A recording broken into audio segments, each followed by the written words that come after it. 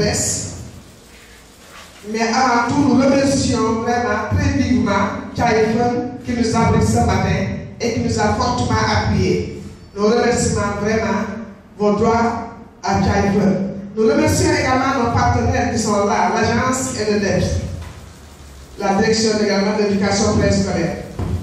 Nous remercions vivement les journalistes. Nous allons donner la parole au président pour leur point. Il y aura 2 temps, la déclaration liminaire et la présentation de notre réseau.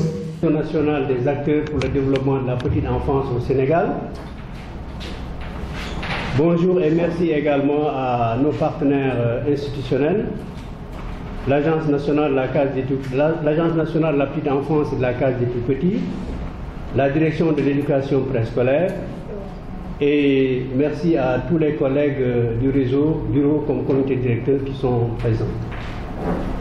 Donc, comme nous l'avons déjà annoncé, ce point de presse se tient à un moment particulier du développement de la petite enfance au Sénégal.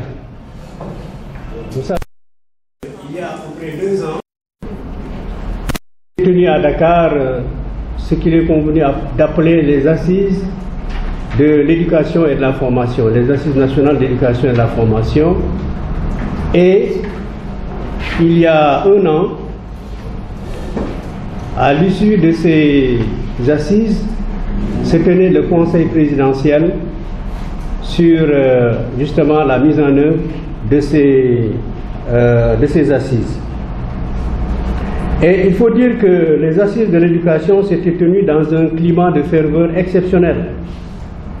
350 délégués enthousiastes avaient pris part, et évidemment parmi ces délégués, le RENADEPE. L'essentiel des maux de l'éducation au Sénégal a été diagnostiqué et 10 recommandations fortes ont été faites sous la formule d'une école de la réussite. On attendra presque 1 an après ces assises pour voir le conseil présidentiel se tenir exactement le 6 août 2015. Les décisions issues du conseil présidentiel ont été unanimement saluées par les acteurs de la petite enfance, car ce qu'il faut retenir dans les conclusions ou les recommandations des assises, on avait parlé d'une généralisation progressive de la prise en charge de la petite enfance. Mais au niveau du conseil présidentiel, ce qui avait été retenu, c'était exactement la généralisation de la prise en charge de la petite enfance. Évidemment, ce qui constituait un plus par rapport aux recommandations des assises. Alors, 1 an après le conseil présidentiel, le constat est fait par le réseau national des acteurs pour le développement de la petite enfance au Sénégal. Et quelle est la situation dans le sous-secteur? Pourquoi aujourd'hui interpellons-nous l'opinion et les autorités sur cette question de la petite enfance? Quelle est l'importance qu'il y a à accorder l'investissement dans la petite enfance? Et quelles pistes pourrait-on explorer pour aider à faire avancer le développement de la petite enfance dans notre pays? C'est autour de ces questions et probablement à d'autres que, mesdames et messieurs les journalistes, vous poserez, que nous voudrions axer donc ce point de presse. Et nous voudrions faire quelques constats sur la situation de la petite enfance au Sénégal. Il faut dire que 2 ans après les assises et 1 an après le conseil présidentiel, il y a eu quelques progrès qui ont été notés. Il s'agit notamment de la progression du taux brut de préscolarisation, puisque entre 2014 et 2015, le taux brut de préscolarisation est passé de 16,4 à 16,8, soit un gain de 0,4 points. Le nombre de structures de prise en charge est passé de 2823 en 2014 à 2993 en 2015, soit 170 de plus. Et ces sources, nous les tenons de la direction de la réforme de la planification de l'éducation, la DEPRE. C'est un rapport de 2015. L'évaluation de la première phase du paquet 2013-2015, évidemment, est également une étape importante à noter parmi les progrès, étant entendu que cette évaluation, justement, va contribuer à tirer les leçons de cette première phase, à voir qu'est-ce qui a marché, où sont les goulots d'étranglement, pour ouvrir des perspectives en direction de la deuxième phase qui va concerner la période 2016-2020. Évidemment, mis à part ces progrès, il y a naturellement des contraintes. Et les contraintes, il y en a de nombreuses. Nous allons d'abord commencer par les contraintes liées à l'accès. Ensuite, nous aborderons la question du pilotage et de la coordination du sous-secteur. Ensuite, nous parlerons du financement et de l'absence d'un modèle, ce que nous appelons un modèle peu coûteux et réplicable à large échelle. En ce qui concerne l'accès à des services de qualité de la petite enfance, le premier palier concerne les 0-3 ans. Et vous savez qu'au niveau des 0-3 ans, c'est une tranche très vulnérable. Alors, pour cette tranche d'âge, les activités d'éducation parentale sont essentielles. Parce que, avant 3 ans, effectivement, la place de l'enfant, c'est à la maison, c'est dans la sphère domestique. Alors, quels sont les services qui sont offerts à ces enfants de 0-3 ans? Et souvent, ces services ont trait à un renforcement de capacité des parents. Qu'est-ce qui est fait à ce niveau? Presque rien. Sinon, on peut signaler les activités, quelques activités développées par l'Agence nationale de la petite enfance et de la case des tout-petits, avec les conseillères familiales, avec également le projet parrainage bébé, et des activités développées aussi par des ONG, membres du réseau RENADP. Mais évidemment, à part ça, c'est pratiquement le vide. Et une autre question, c'est l'absence d'un cadre réglementaire pour ces 0-3 ans. Vous avez notamment à Dakar une explosion des crèches privées. Et en vérité, qu'est-ce qui se passe dans ces crèches? L'absence de ce cadre réglementaire, justement, ne permet pas qu'on y voit un peu plus clair et que l'État puisse accompagner ces crèches et les autres formes de prise en charge des enfants de 0-3 ans. Alors, il faut dire aussi que, en ce qui concerne maintenant les 3-5 ans, c'est-à-dire les enfants d'âge préscolaire, le rapport annuel de 2015 notait que la demande potentielle en matière de prise en charge était estimée à 1 239 925 enfants, avec une légère domination des petites filles, parce que les petites filles constituaient 51,5% des effectifs globaux, plutôt de la population, en ce qui concerne la demande d'éducation préscolaire. Alors, face à cette demande d'éducation préscolaire, seuls 269 370 enfants sont dans les structures recensées. Évidemment, ce qui laisse voir qu'il y a un gap de 10 784 structures à combler si l'on veut faire justice à ces tout-petits. À ce faible taux, il faut également ajouter les disparités importantes dans la répartition géographique de ces structures qui, pour l'essentiel, sont concentrées dans la zone ouest. Probablement tout à l'heure, si nous avons l'occasion, on peut montrer justement à l'écran la répartition géographique de ces structures-là. Alors, Il faut dire également que dans le modèle de simulation du paquet, il est attendu un taux brut de préscolarisation de 50% en 2025. Donc, on est en 2016 et rendu 2025, on devrait arriver à 50% de taux brut de préscolarisation au moment où, au niveau des pays de la sous-région, il y a certains pays qui sont déjà à 100% du taux brut de préscolarisation et d'autres autour de 85%.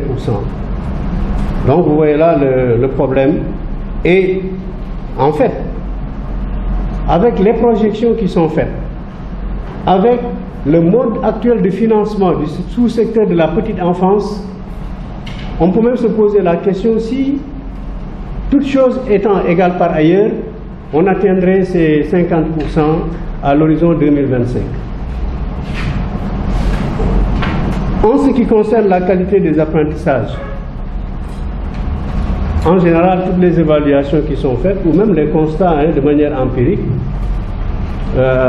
montrent que les enfants qui sont passés par les structures du préscolaire, c'est des enfants qui se présentent mieux en ce qui concerne les aspects d'acquisition de compétences pour ce qui concerne l'école élémentaire et la suite. Mais il reste entendu qu'il y a encore à améliorer les éléments de contenu et de stratégie d'apprentissage si l'on s'en tient aux différentes évaluations qui ont été menées. Donc, il y a, à notre avis, nécessité aujourd'hui, dans le cadre des projections pour ce qui concerne la deuxième phase du paquet, de réinterroger le curriculum pour mieux l'améliorer. En ce qui concerne la formation, le réseau est constitué pour la plupart d'acteurs communautaires. Et ces acteurs communautaires qui sont sur le terrain, qui font un excellent travail, n'ont pas une formation adéquate. Il y a donc là, évidemment, urgence à développer des curricula ou à tout le moins des programmes pour chercher à améliorer les niveaux de compétences et de qualification de ce personnel communautaire. Mais au niveau du réseau, nous développons une autre réflexion. Parce que ce qui se passe, c'est probablement peut-être les moins jeunes, mais la plupart d'entre nous, aujourd'hui qui sont là, ont laissé des bébés, des nourrissons à la maison. Et en l'absence des badiennes, ou des tantes, ou surtout des mamans, mais ce sont les nounous, ce sont les domestiques qui s'occupent de ces enfants-là, à bas âge. Or, très souvent, est-ce que ce personnel-là a les compétences requises pour pouvoir s'occuper correctement de ces enfants?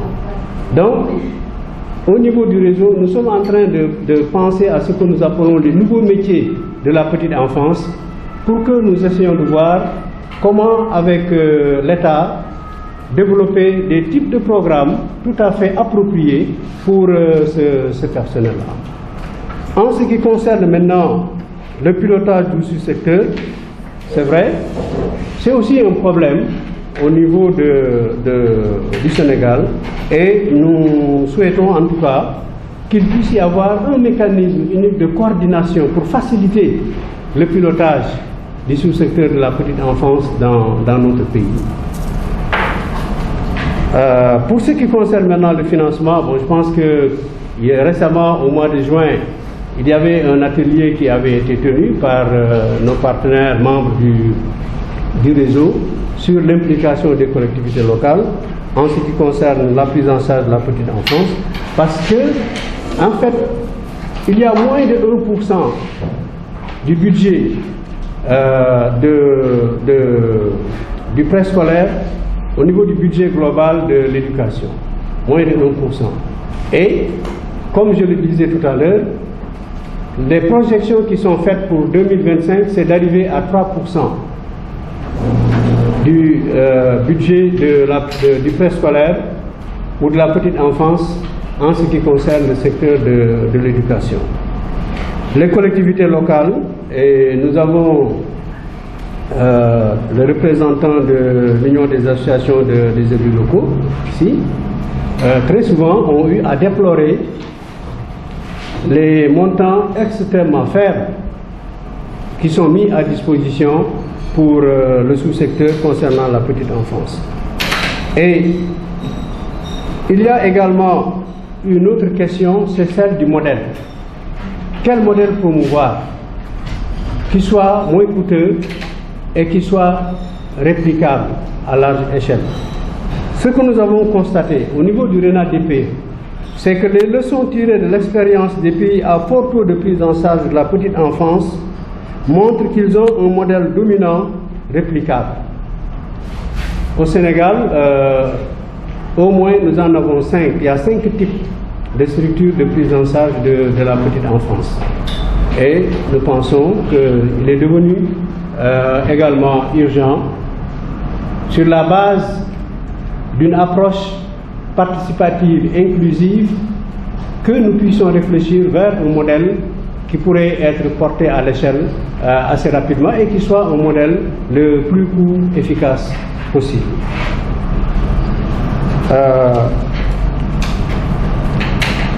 C'est là quelques-unes des contraintes que nous avons identifiées et nous pensons qu'il est important d'agir parce que, et tout à l'heure Dr Giroux reviendra sur ça, les données de la neuroscience actuelle attestent que les 6 premières années de la vie, particulièrement les 3 premières, sont primordiales pour la formation de l'intelligence, de la personnalité, du comportement en société et que les effets d'une négligence précoce peuvent être cumulatifs. Il est donc plus efficace et moins coûteux d'assurer les conditions favorables du développement des jeunes enfants que de tenter de remédier ultérieurement aux conséquences qui découlent d'une enfance difficile. Il y a également les données économétriques relatives à l'investissement dans la petite enfance et au retour d'investissement dans les économies nationales qui ont démontré que les investissements les plus rentables pour les États sont ceux qui sont effectués dans les 3 premières années de la vie de l'enfant. Ces données ont mis en évidence une corrélation positive entre le niveau d'investissement dans la petite enfance et le développement économique. C'est pourquoi le réseau national des acteurs pour le développement de la petite enfance au Sénégal, fort de 25 organisations de la société civile, lance un appel pressant au gouvernement du Sénégal pour que des mesures idoines, pour que des mesures plus hardies soient prises en vue de la matérialisation de la décision numéro 2 du Conseil présidentiel du 6 août 2015 qui porte sur la généralisation de la prise en charge de la petite enfance. Et en fait, ce n'est pas le désert parce qu'au Sénégal, il y a quand même, nous avons énormément un potentiel extraordinaire qui est là. Le premier potentiel, c'est l'existence de plusieurs documents cadres dans le secteur de la petite enfance. La politique nationale de développement intégré de la petite enfance, la PENDIP, le programme d'amélioration de la qualité, de l'équité et de la transparence, le paquet, le programme national de développement sanitaire et social, la stratégie nationale de protection de l'enfant, le plan national stratégique pour la survie de l'enfant, la politique nationale de développement de la nutrition. Il y a également l'acte 3 de la décentralisation, comme qui, vous le savez, aujourd'hui consacre la territorialisation des politiques publiques et qui donc peut constituer une opportunité importante pour ce qui concerne les activités liées à la prise en charge de la petite enfance. Nous avons aussi l'objectif 4 des objectifs de développement durable qui également est une opportunité, étant entendu que cet objectif aujourd'hui reconnaît l'importance qu'il y a à investir en premier lieu dans le développement de la petite enfance. Nous avons également des organisations de la société civile, telles que le RENADP et d'autres organisations qui sont membres du réseau. Mais il y a aussi ce que nous appelons un patrimoine culturel, communautaire, basé sur des connaissances et pratiques endogènes bénéfiques pour le jeune enfant. Nos amis du préscolaire savent, et les parents également, très souvent les enfants amènent chez eux ce qu'on appelle le bonhomme, qui est un peu lié à ce qu'on appelle la maîtrise du schéma corporel, pour voir comment l'enfant progresse, comment il se représente son environnement. Et dans la tradition africaine, sénégalaise, nous avons bien ce phénomène sur la maîtrise du schéma corporel. Et vous le savez très souvent, en Wolof, c'est tant que l'ochonok, bakan bat, bet, gaming, ce qui correspond un peu à l'idée du bonhomme. Donc il y a un patrimoine qui est là, c'est les berceuses. Que l'Alma Demba, ça c'est connu à travers le Baol et le Kayor, aujourd'hui à travers le Sénégal. Et tant d'autres, disons, connaissances et pratiques qui sont là, qui ne demandent qu'à être valorisées au bénéfice de la petite enfance au niveau de notre pays.